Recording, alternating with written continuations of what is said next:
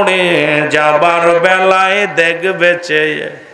আমার সাথে সাথে একটু বললেন, ও ভাই আজি না হয় কাল তুমি, আজি না হয় কাল তুমি যাইবা কবরে, মরার সময় দেখবে চেয়ে গো তোমার ছবি রইল পড়ে, মরার সময় দেখবে চেয়ে।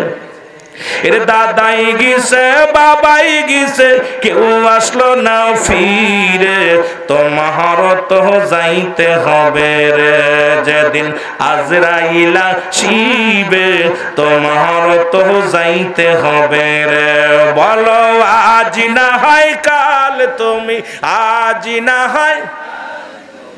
একটু জোরে জোরে বলেন না বাবা, মরণের কথা ভয় আসে না?